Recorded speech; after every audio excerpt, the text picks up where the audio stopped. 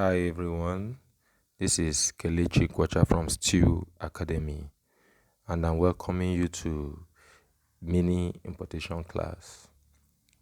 Okay, the overview is we'll be looking at the business of mini importation. We'll be looking at what you require to start, things you need to avoid. Okay, the business of mini importation. I'm not just going to teach you how to import different products and all that. I'm also going to teach you how to maximize costs and how to minimize costs and how to maximize profits. So that is the business of mini importation. I'm going to be explaining adjacent products and all that. If you're importing a product that is doing so well, how do you scale? So we're going to be discussing all that, in other sections. Now, what do you require to start? You require a device that can access the internet from your phones to your tablets to your laptops, desktop, anything, any device that can access the internet. Of course, you require an internet connection. You require an ATM card that is activated. It's the same thing with your ATM card, but you just go to the bank, tell them you want to be able to buy from, you know, eBay, Amazon, AliExpress, and the rest. Okay, so they will activate it. It doesn't take much to do. It takes less than 15 minutes and less than 4 hours.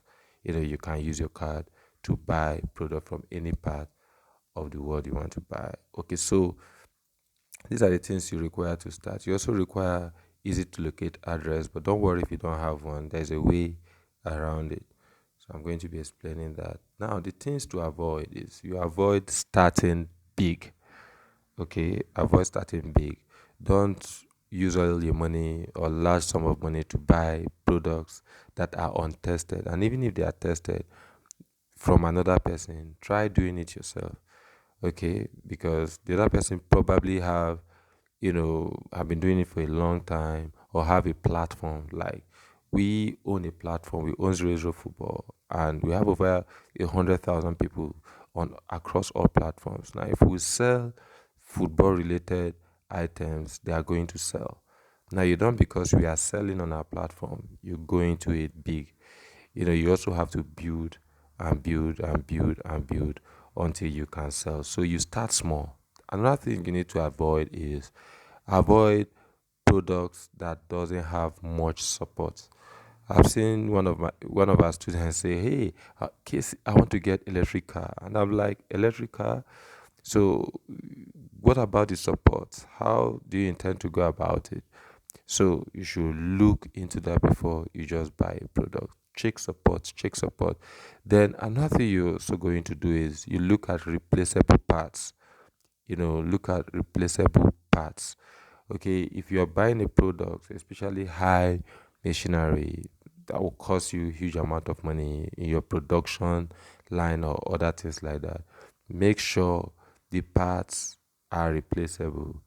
Make sure they are replaceable. We had a student who wanted to import about 27 million naira, and we asked him, we told him, no, don't buy it, redesign your whole product, and then see if a mechanical engineer can, replace some of the parts with what we have here in Nigeria.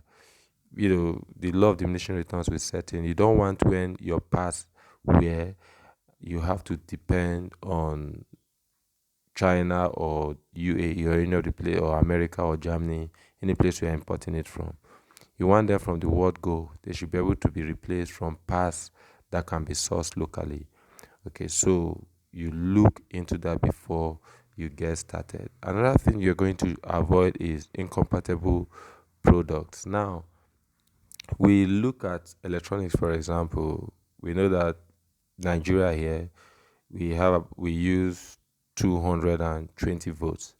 Now, if you are buying a product coming maybe with 110 volts or thereabout, if you use it over a period of time, it's going to go bad. And that's not because you got a fake electronics, it's because of incompatible issues. So you should check that out before you get started. Now, what is mini importation? Mini importation simply means the bringing in of products, usually in smaller quantities, from other countries into the country you reside. Okay, so you can bring in different kind of products from shoes to bags, clothes to perfumes, phones, accessories. You can name them. You can bring these products from different countries: U.S., UK, China, Italy, Germany, you can name them. Okay, as long as you are bringing them and you are not interfacing with the authorities that much, it is called mini importation. Now, another thing you need to look at, especially in our second segment, is the importation, mini importation, and e-commerce. I'm going to be explaining product sourcing and all that. Thank you very much and stay safe.